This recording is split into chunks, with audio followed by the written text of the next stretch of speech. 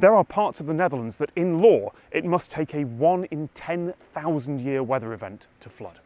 Yeah, The trouble is I've that the heard that. predictions for what 1 in 10,000 years involves keep getting worse. Hey, how's it going, guys? Welcome back to the channel, you beautiful, wonderful YouTube people. So, we're going to be doing a video called How the Netherlands Simulated the Sea by Tom Scott.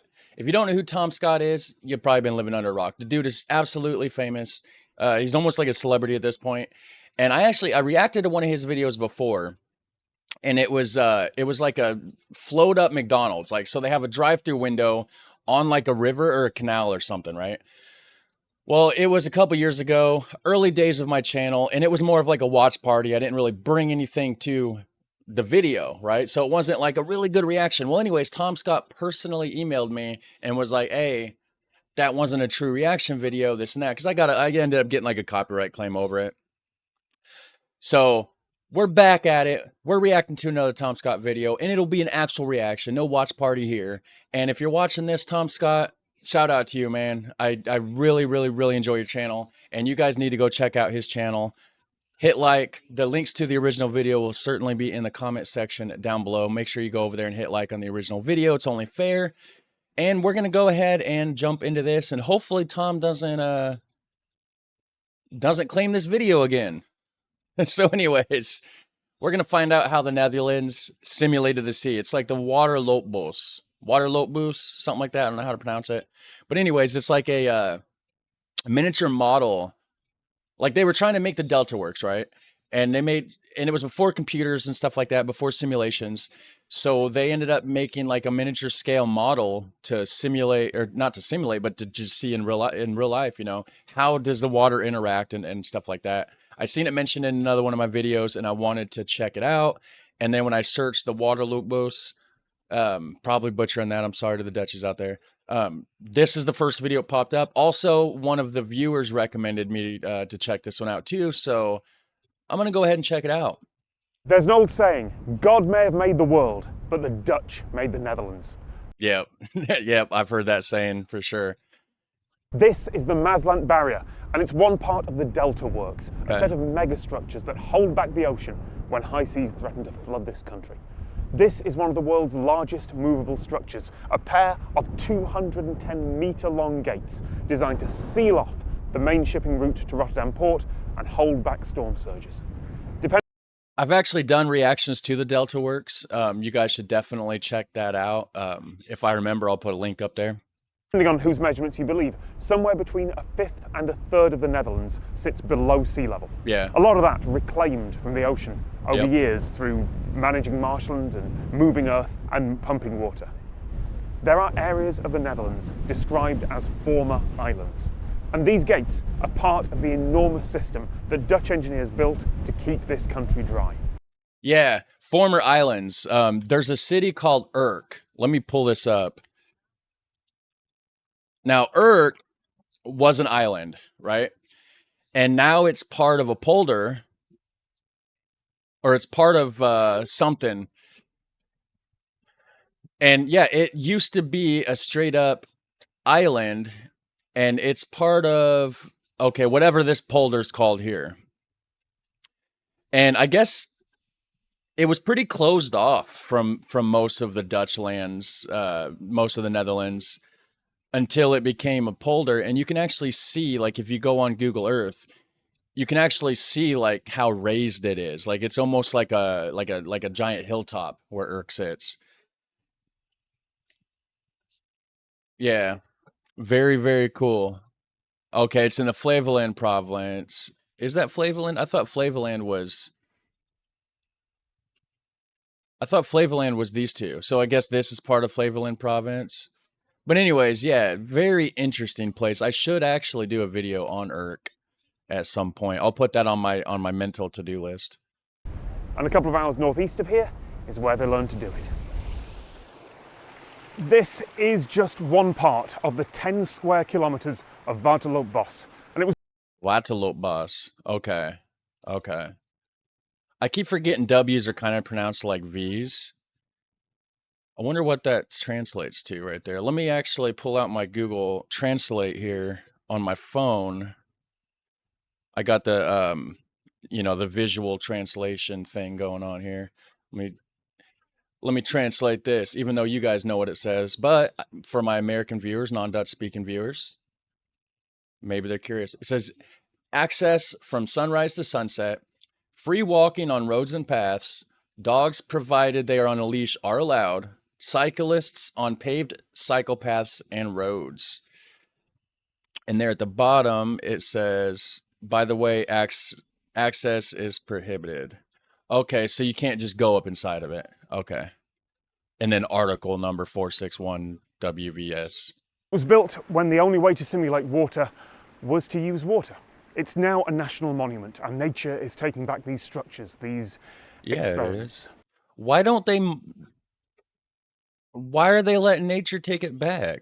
Like, especially if it's you know, it's a national you know, and actually there's a lot of Dutch people that commented that they live close to here. They didn't even know it existed. So like, I'm bringing awareness to the world here. Like, people are learning from this channel, and that's amazing. Like, there's Dutch people that's learning about stuff from an American learning about the Dutch stuff. But like, I feel like they should definitely they should keep up on it. They should maintain it. Like, it's really cool. Waterloop means how the flow runs through a system. That is waterloop in Dutch. Over Okay. here we're mostly done what we call model studies. So basically simulating nature at a certain smaller scale. The whole area started more or less after the Second World War, so around 1950, when there was a big demand for model studies related to the delta works in the southwest part of the Netherlands. You know, I have a question. So you can scale anything down, right? But does the water flow the same? Because I know like a bead of water, like just a small droplet, will have like a huge dome shape on it, right? Because of the surface tension and whatnot. Whereas a giant thing of water will certainly not have that. It'll lay more flat. So I don't know the complete accuracy of something like this, you know, like because you can only scale it down so far before it would become ineffective in a proper representation of what it would be in real life scale, right? It was for the delta works, but we also did many studies all over the world. Studies of the harbor of Libya, harbors in Tunisia, harbors in the Far East, Hong Kong. The main reason for building the waterloopbos here is that we needed a lot of space for the models, because around 1950 all the models were outdoor. And another thing is you need water. Where we are standing here is basically the bottom of the former South Sea. So we are here standing at a level, let's say, -2 or -3 meters below mean sea level. So are these right here, are these like a miniature scale of like the locks that they used on like the Afsluitdijk? Minus, or not the Afsluitdijk, like the down in Zeeland, part of the Delta Works, minus like the roads and stuff that would be across it, of course, because you don't need to put the roads there for just a model. You would just need like the dams and the locks. Huh. Here we have a natural water drop of about 5 meters. So we just have to open the gate at that part of the wood, and the water will flow freely through this area. 5 meters. Okay, that looked way smaller. No, because look at the size of those bricks. That can't be 5 meters, is it? The gate at that part of the wood, and the water will flow freely through this area. We are standing in what we call the delta flume, an enormous rectangular box, so to say. And now you see more an artist impression of this flume, with certain section cut out and placed perpendicular to the original flume wall. In this 1978 footage of Delta Flume, courtesy Vereniging tot Behoud van Natural Monumenten in Netherlands. I did not pronounce that right. I'm sorry, guys. Flume. The studies are related to the design of breakwaters. These breakwaters are enormously costly, in the order of, let's say, 100 million euros. You take a section out of your breakwater and then scale it down to about 1:5 and test it here. I've been in meetings where they fight for every centimeter of the block. Well, if we propose, well, let's say that the block should be 1 meter, they ask, could not be the block 95 centimeters or 96 centimeters or 97 centimeters, because that is money. Each centimeter you can reduce on a block is money. And therefore this was one of the cash cows of Delft Hydraulics, doing these studies, which are expensive, but still cheap in the design of a big breakwater. Now, Is this falling apart, or did they design those? Like, look how angled some of these blocks are. Is that meant to be that way?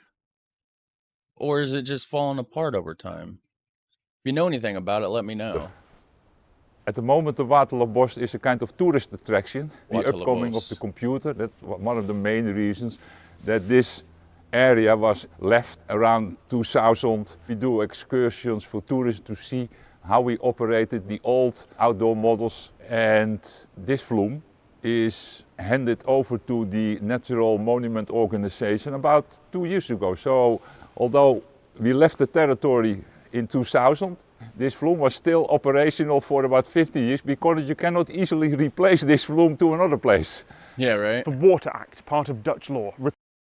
So I seen back here, yeah, right here, you can see like where it looked like there used to be like brackets on there. So it does look like it was dismantled partially. I don't know for sure, but Requires the government to maintain flood defences, and it establishes a maximum risk that's allowed. So there are parts of the Netherlands that in law it must take a 1 in 10,000 year weather event to flood.